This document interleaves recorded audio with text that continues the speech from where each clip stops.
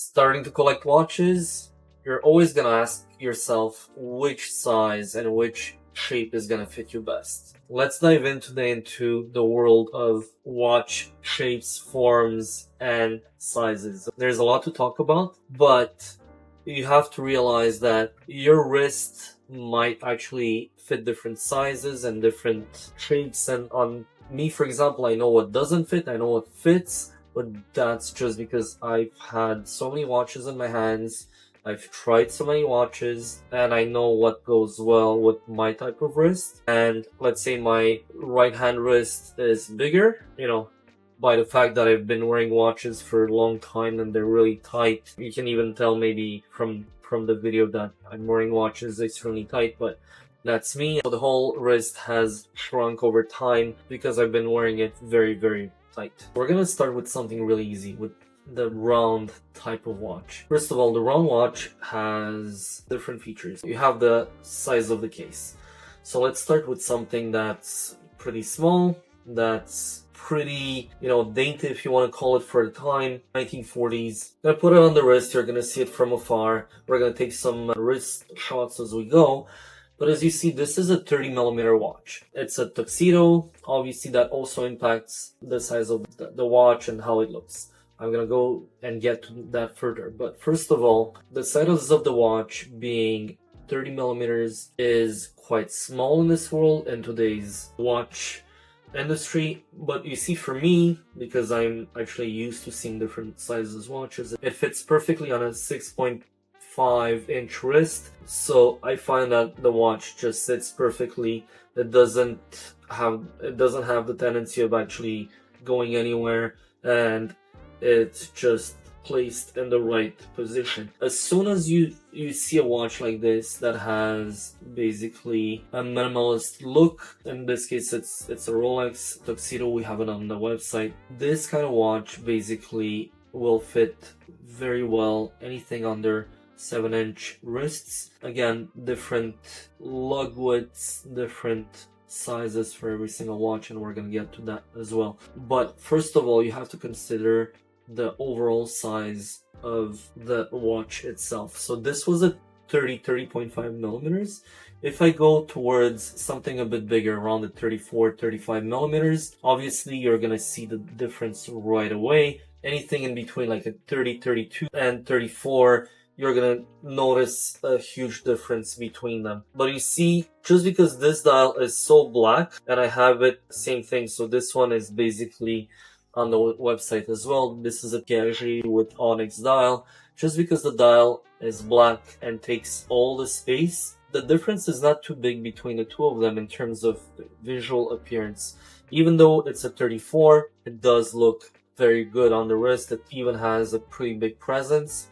And for my wrist, it looks perfect. And I find that a lot of people are afraid of those 33 to 35, 36mm watches, even though they're bigger, they're taller, they have bigger wrists.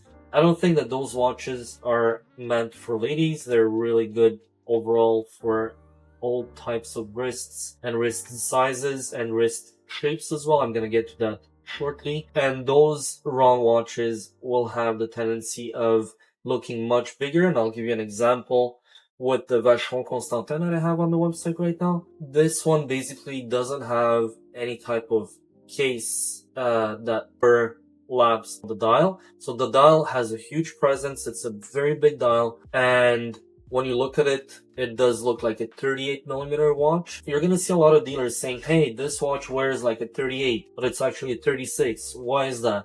Because we have what we call proportion type of vision, and our eyes play tricks on us, okay? Just because we're not used to seeing such a big dial on a watch, it's gonna make it look bigger, although it's not. So every time you look at a watch, and when you have enough experience, the watch itself might not be the size you think it is. And round watches have the tendency of minimizing a watch size because of the dial size compared to the case, or maximizing it if you have a dial that's actually much bigger looking than the case itself. And that's the case. I'm gonna go towards a Rolex, okay? So if you look at the Vacheron, which is a 36mm, and the Rolex, which is technically at 38.5, and I'm gonna get to that as well. You have a small dial that's 27 millimeters or 27.5 millimeters on the Rolex, and you have a dial that's much bigger on the Vacheron.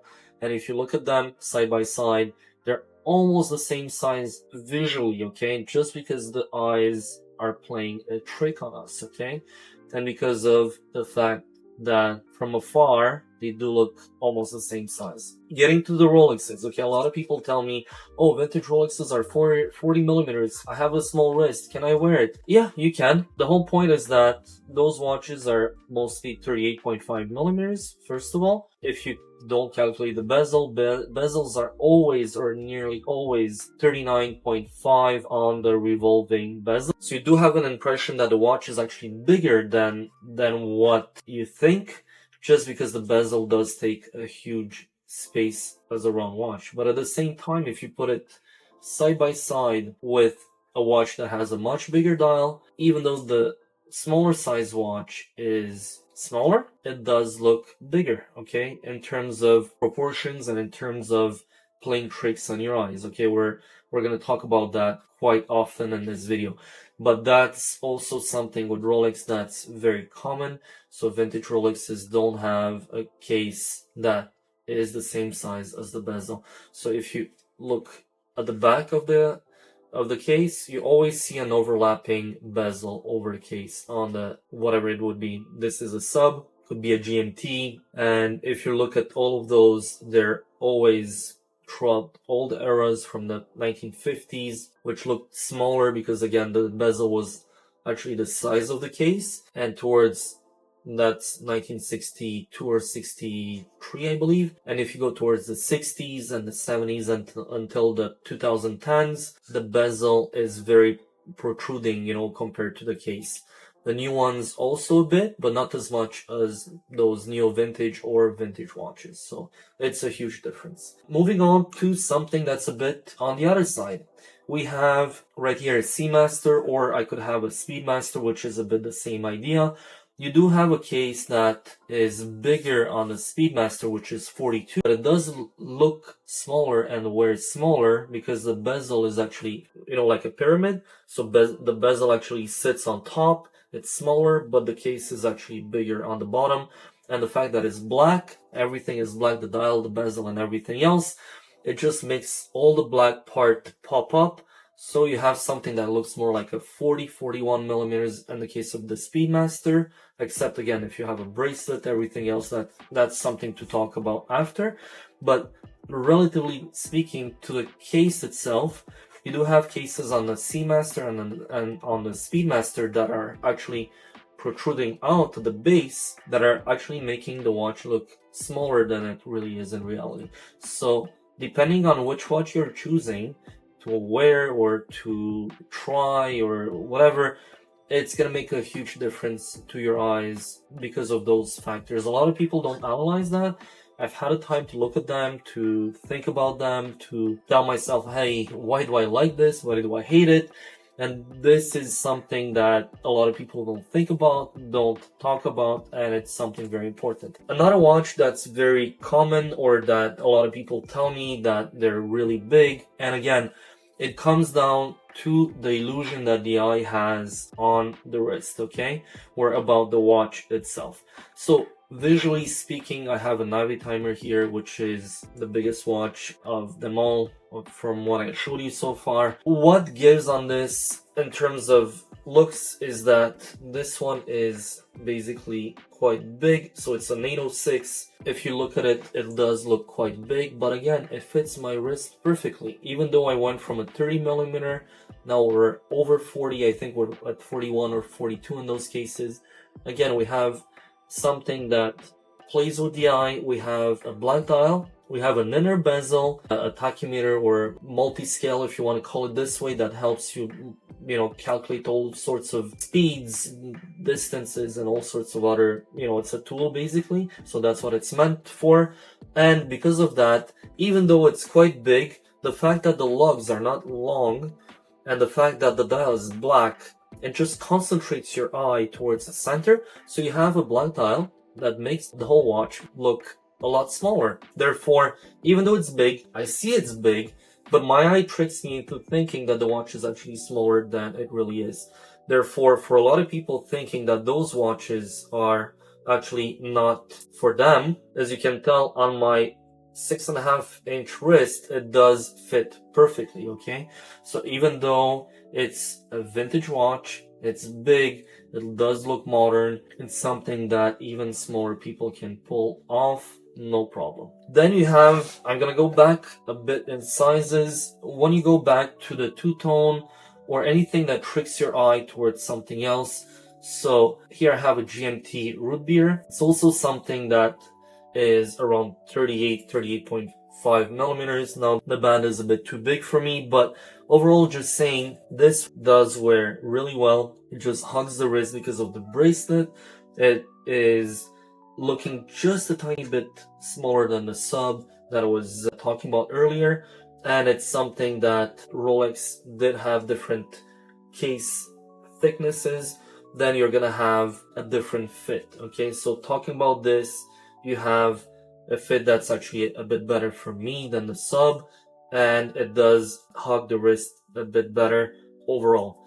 But comparing the two watches side by side, you can tell that apart from the Cyclop crystal, there's not much of a difference, and also the fact that the bezel is actually bigger on the GMT in terms of the insert. So the insert is the part that actually fits inside the metal that surrounds the whole crystal. That makes the whole watch look a bit smaller, just because it's actually the same size dial. So dials are identical, but because of this little bezel here, the watch is gonna look smaller just because of the size that's maybe, I think, 0.5 millimeter thicker, or not even. It's not a huge difference, but we see it with our naked eye, and a lot of people tell me, oh well, the GMT fits better. That's why you're gonna have a huge difference into tricking your eye, thinking that the watch is actually smaller when it's actually not. Talking about everything here, I'm also going to talk about the round watches that don't really fit me. I have a pretty round wrist, so I don't know if you see it here. It's a wrist that's actually very, very round. In my case,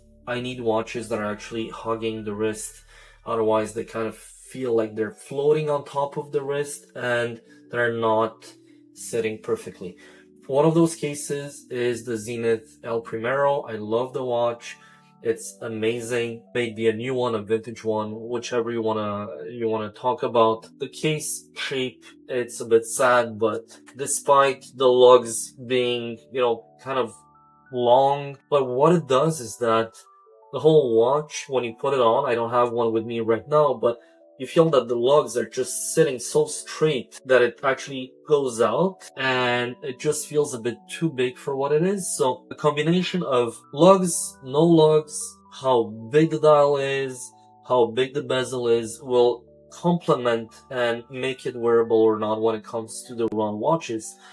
But for example, the Zenith being so flat from underneath and the way it sits, and the fact that I believe the case back is actually coming out or protruding towards the bottom part, that's gonna make the watch very hard to wear. Anyway, in my case, if I wear it on my right hand wrist, it's a bit more flat, even though it's round, just because it's just a bit bigger. It hasn't been squished by wearing watches over the past 25 years. What happens is that obviously the watch is gonna wear way different from one wrist to another. That's why each one his own.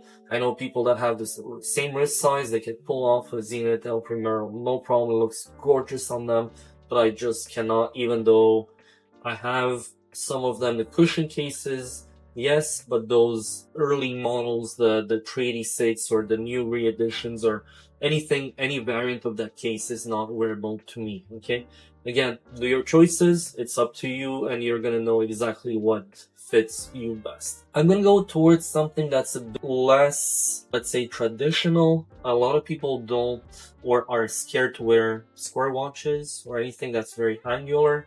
I do understand them. I don't have a lot of them, but I'm gonna go here with something that's very big, Okay, I'm gonna go with the Bell & Ross that I have right here. It's a PVD case, so you're gonna see it looks more like a huge bracelet. I look like I'm trying to compensate for something here, but there you go. It's really huge, and it looks like I have basically an airplane clock on the wrist.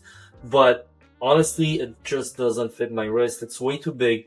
So anything that's very square will have the tendency of being overly big. So if we're talking about 32mm square case, the thing is with the roundness, if you paint basically, or take a piece of paper, take a square, and do just a circle, 32mm circle, and just draw just a square over it. What you're gonna see is that you have a lot of angles, okay, because the circle is round and the square is square, okay?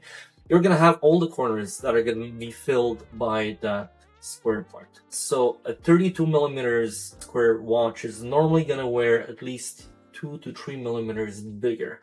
When you have a huge watch like this one, okay, like the Bell & Ross, this is more meant for someone that really has a big wrist. So you cannot pull off a watch like this unless you really, you're really taller. In most cases, I've seen people pulling off watches that look bigger on them because they're really tall, so it kind of offsets the whole looks. But again, if your wrist is tiny, you're super tall, you're slim, and you're trying to pull off a watch like that, it might not look the best, but you can still pull it off because you're tall. It fits perfectly with with the fact that your proportions and everything fits you perfectly. The one thing that also I'm going to include into this is the fact that, as you see, the Bell & Ross has minimal lugs. The lugs really serve only to attach the bracelet, so you have basically just a few millimeters on each side.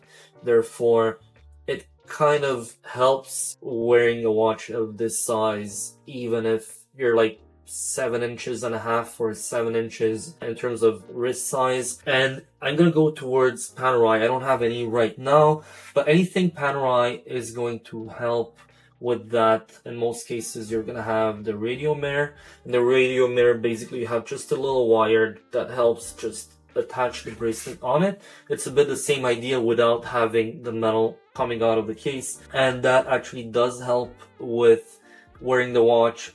I had a Panerai for maybe, back then I think I was wearing it for a whole summer, almost like 3-4 months. But if you do have a Panerai, you can pull off a 44 or 45mm without having such a big wrist, just because you don't have those lugs protruding, you don't have a square case, you have a kind of a in-between squarish cushiony case, and that's gonna help you wear a watch that's going to be actually bigger. You have a black dial in most of the cases, and the case is gonna be stainless steel, so it does make it look just a bit smaller. So what's gonna help is that you're gonna have a radio mirror versus a luminor. Luminor is gonna look a bit more like a Bell & Ross, very hefty, very thick. So that's, I'd say it's more reserved to people again that they're either slender, they're tall, or bigger people, or bigger wrists overall. Other than that, I'd say there are many other choices out there. You have the IWCs, you have all sorts of other watches that are really good, and I'm gonna go towards something that's a bit in between, and I'm gonna talk about the lug width, okay, and the lug length. Talking about the lug width, you're gonna have smaller watches. Let's say you have a vintage Patek. That might be a 34mm, but have a lug width of 18. What that's gonna do is that the fact that the bracelet, most of the time you're gonna use a bracelet that's darker on a watch that's wider, and the proportions again, it changes everything. The fact that you have a lug width of 18 versus a watch that's pretty small, it's gonna make the whole watch wear bigger overall. A lot of people don't realize that, but having a watch, which I had before, I had a 34mm, 35mm IWC that was the mid-size Pilot. I don't remember the reference, but they're really not common. It's something quite rare. And it had a 16mm strap. And I looked like a kid wearing that thing. Even though the watch size was perfect, the lug width was 16, and I hated it. I hated my life for having bought the watch. I had it for, maybe 3-4 years. I think I wore it like 3-4 times in 3-4 years. And what happened, I ended up selling it back and getting rid of it. Although it was fun, although the watch was proportionally well, the lug width made it unwearable for me. I found it too feminine, too dainty, and it just didn't fit the size of the watch. I found that something was off overall. And that's me. I'm used to good proportions. And also, if you go to the Mark 18s, Mark 17s, and the IWCs, even though some of them are in the 39 millimeters, 40 millimeters, I just cannot wear them. I'm gonna be more inclined to be able to wear a Breitling Navitimer, which is technically bigger. Okay, we're talking of 42, 43 millimeters, than actually wearing a 39 millimeter that's technically much smaller. First of all, you have a dial that takes up a lot of space. Second of all, you have a lug to lug from top to bottom that's very long. I do understand that the proportions were kept for the sake of keeping the proportions from the 1940s and so on, and they tried to keep that thing going on for past 20-25 years. It's cool, but for our wrist size, if we're smaller guys, there's nothing really in between.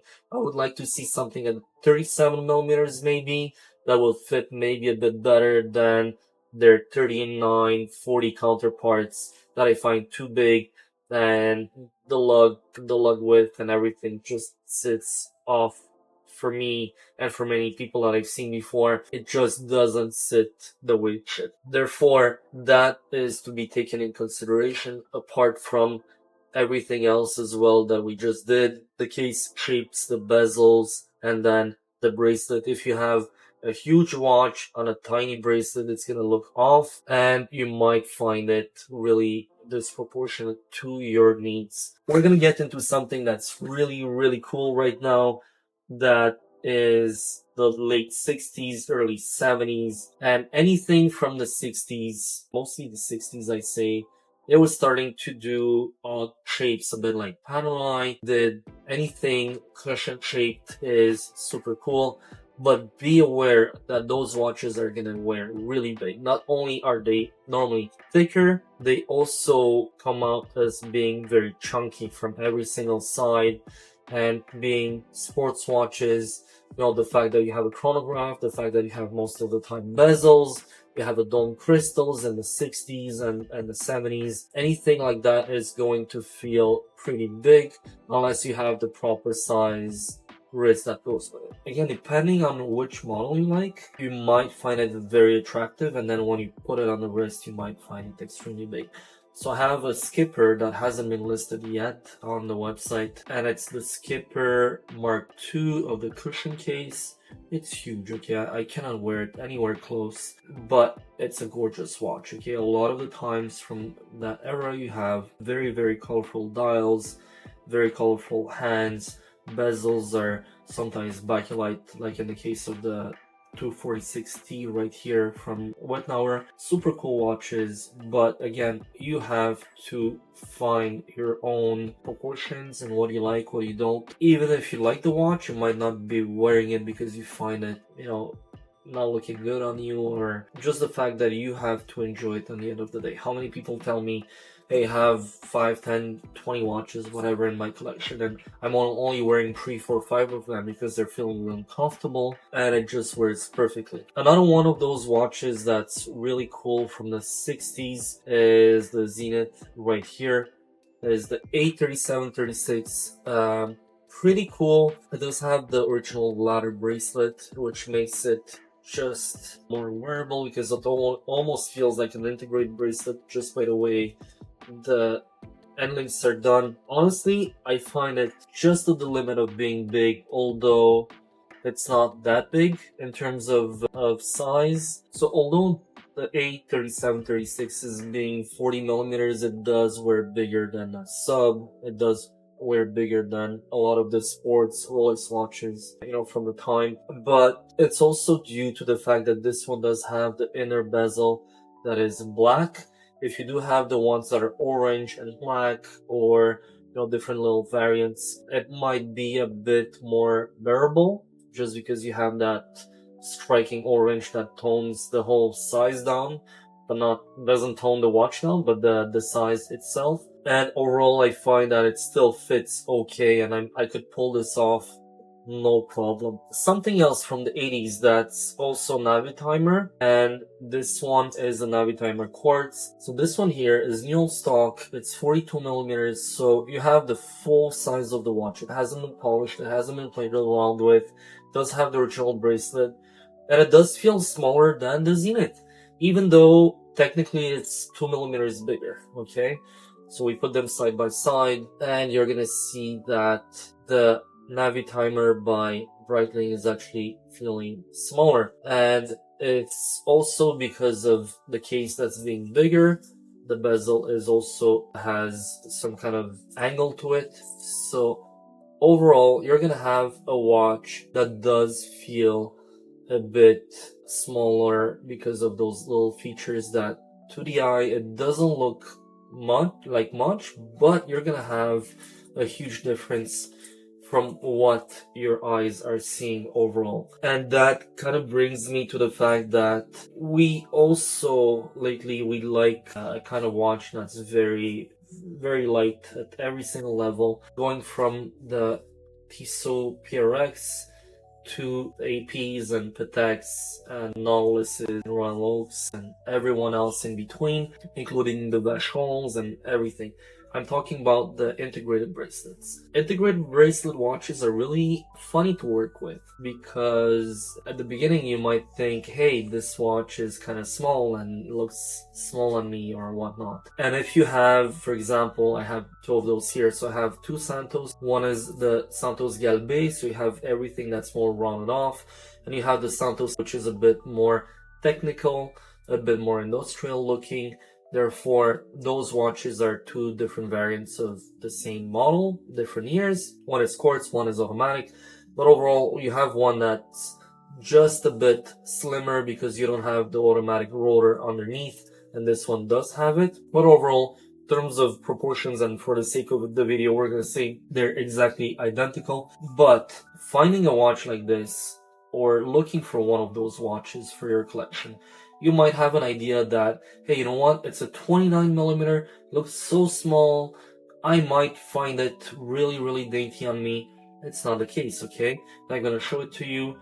This is basically 29, but when we wear them, just because of the full bracelet that actually integrates into the case, almost literally, you don't have like push pins to actually attach the bracelet. You have solid pins that go all the way through case top to bottom, and what you have is basically a bracelet that complements the size of the case itself and will actually look bigger. So does it wear more like a 32, 34, something in between, but it's a size of its own that's going to look unique for each one of you depending on, you know, the bracelet size and everything. Some of them have larger bracelet that helps. Some of them have smaller bracelets, like in the case of the Cartier, you can also put a leather band, but in this case, you can actually see that it's almost part of the case from the looks of it, you know? But overall, I find that those are amazing watches for every day in terms of proportions, in terms of the design, and the Santos will actually hug your wrist very well. So a watch like this can be worn by women, by men, different wrist sizes. Again, you might need lengths. That's a bit of a hard one to find right now because of the demand, because of everything that's going on around Cartier. But in general, anything that has integrated bracelet will wear bigger. I was wearing a 33 millimeter quartz AP for, I don't know, a few weeks when I had it. It was super fun. It felt more like a 35, 36. It was wearing very big, and it was extremely enjoyable on my wrist. It was slim, and it helped with the factor of it being integrated around my wrist. And also, you have bracelets like these ones. They're very easy to actually fold right after case, so you're pretty sure that it's gonna feel really good on every single wrist, okay? I do realize that a lot of people like the Patek, for example, 5711, the Nautilus, or any variant 5712, 5726, or anything like that. But the problem with those, let's say, post 2008, post 2009 watches, what happened is that the Jumbo 3700 series, the 3712, 3710, 3700, they had a band that was actually folding right after the case. On the newer models from 2008, 2009 and further on, or even 2005, 2006, let's say there was some kind of a transition period between 2006 and 2008-9, you're gonna have bands that were actually not folding right after the case. They were folding according to the number of links, okay? So you would have a bracelet that would always feel hard. It would only fold depending on how many links you'd have, so it would hug more or less if you would take off or add links, okay? The more you add, the bigger it would feel, and so on and so forth. Therefore, even having a Nautilus quite a few times on my wrist, I find that the early models are fitting best. And also right now, for the past year, I think, they came out with the new model bracelets, and they do fold like this again. And that's something to be considered if you're into very high-end watches, like a Nautilus. No, it's six-figure watches for most of them, and they will fit a lot better if you're using basically your funds to buy an early one or maybe a newer one, because of that specific, bending factor or folding factor of the bracelet. That affects mostly women and men with small wrists like myself. I just feel like I look like a donkey wearing those. It just doesn't fit well on me at all. And again, it's just a matter of the bracelet itself, because it's basically part of the watch to begin with. If we're going to the Royal Oak, I have one right here. So this Royal Oak is a 36 millimeters. It does wear bigger. I was telling you earlier in this video that I'm actually wearing those watches pretty tight. The reason is I don't like stuff moving around, and also I feel comfortable knowing that the watch is always at one place. And if I move around and I do stuff, I don't want the watch to actually move without me knowing where it is on my wrist at all times. But in general, if we have a band like this one, okay, you have a band that actually is quite large to begin with, and then it tapers all the way down. What that does is that the whole watch looks a lot bigger than it is. It looks more like a 37, 38 millimeters to begin with, and if more sturdy if you want. And then if you have the bracelet, it's gonna slim it down and make it look a bit smaller. Again, I can pull off a 36, but I would never be able to pull out a 39 millimeter, even though you're gonna tell me, hey Chris, you're wearing something bigger earlier and it suits you well. Yes, but with the bracelet, it just makes the whole package look so much bigger. Moving on to something that's a bit more conventional. If you're going towards something that is like a tank, okay, or something that's off the regular, let's say, sizes or shapes or forms, anything rectangular is going to fit really well in the smaller sizes, bigger or smaller wrists. In this case, I have a 1927 doctor's watch, and those will fit very well, smaller wrists and bigger wrists, just because it doesn't take a lot of space. They're quite long, but in this case, it doesn't affect the wearability as much as, something like an AP or something that's extremely square, just because it just takes that one little strip of your wrist in terms of proportions. And also, it doesn't matter if the watch might be bigger. You have the curvexes from the time, which are really basically curving up and they're hugging your wrist. And it's the same idea. You have watches that are quite rectangular, and a lot of the early models from the tanks, the Tank Allongé, the Tank Américain, or any of those sizes will fit well.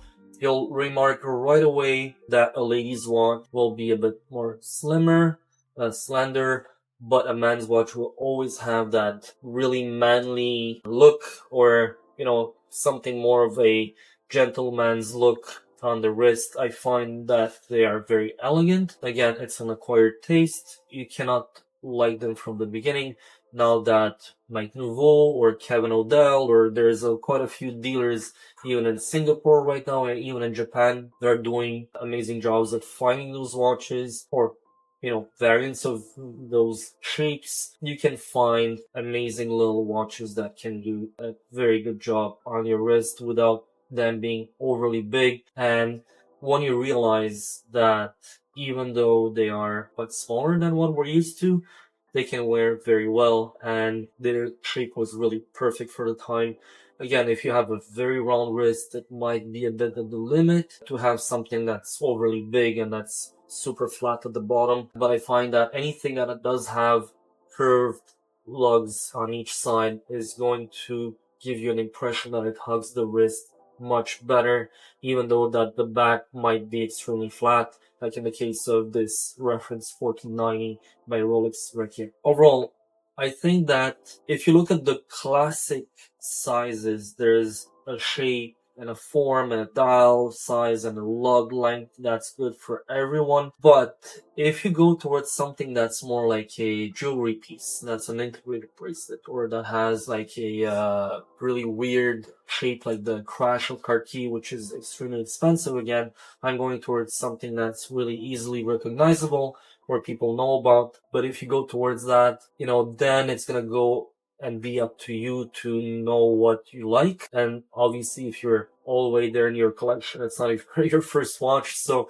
you kind of know when you like what you're going to be buying. But I'd say overall, smaller watches, they're good for everyone. Even if you're bigger, you're smaller, you can wear all those watches, even if they look smaller from the expectations we have of watches today. But overall, you can wear something really nice without it being too big. And think about the fact that proportions is everything. It has to match the watch. If you have a huge watch with a tiny band, or vice versa, something that really doesn't fit correctly, obviously it's not pleasing, it's not appealing to the eye, so you might regret your purchase. And I'd say try as many watches as possible to begin with. A lot of people coming in the store are asking me, "Hey Chris, can I try it?" Of course, that's why I'm here, and that's why, you don't have to buy anything, but as long as, you at least enjoy, you try, that's the whole point of the store as well. And everyone is welcome. Everyone has to have a bit of fun wearing watches, enjoying them, and also, trying them on. I think that this is why if we go to group meetings, we have some group meetings, amazing guys and groups, hello to all of you. I find that it's really interesting to actually see what people like, what people are actually enjoying. We see a lot of really small brands that I never get to see just because of the nature of my business. Certain watches I never get to see in the store. But I do find that those guys are really extremely passionate. Doesn't matter the budget, doesn't matter what you own, what you want to have, whatever, where you come from, your background. The most important thing that you share your love for watches, and I think that this is what the store is about. This is what we're trying to do, and that's why I think that, proportions is key. And for me, that speaks to me a lot more than anything else. And should to you too, if you do try a watch, as much as you like it on picture, until you try it on the wrist, it's never going to be the same. You're never going to see that 3D feeling in a picture, or even if people take pictures with models or whatever, wrist shots, it's never the same as your wrist. And I want to end up with this. I have a lot of people over the few years that I've had the store and everything, and the volume increased of sales and so on and so forth, and a lot of people ask me, "Hey, can you send me a wrist shot of the watch?" And I'm like, it doesn't make any sense, because my wrist is unique to me. I might have similar wrist to maybe 10% of the population, or even less. And then it goes also with your vision of what the watch looks like on your wrist. We might look in a mirror, we might look in any kind of different, diffract image of what we really have on the wrist, but the reality is you have to enjoy it at the end of the day, and you have to like it. And that's why normally I tell people I don't send those pictures, just because it makes no sense. It doesn't really represent what you're gonna feel like when you have the watch on the wrist. So I hope you enjoyed the video. I hope I kind of touched a bit of everything. We went from the case sizes, to shapes, to lug width, to lug length, to... I hope I kind of covered everything with this video. If I didn't, please let me know. I'll try to share in my comments what I think about those shapes if I forgot any. Again, there's some really weird watches out there. We cannot cover everything, but I mean, in general, what people are looking for is pretty much what I kind of covered. Thank you very much. I hope you enjoy the week, and I'll see you for the next one. Thank you, guys.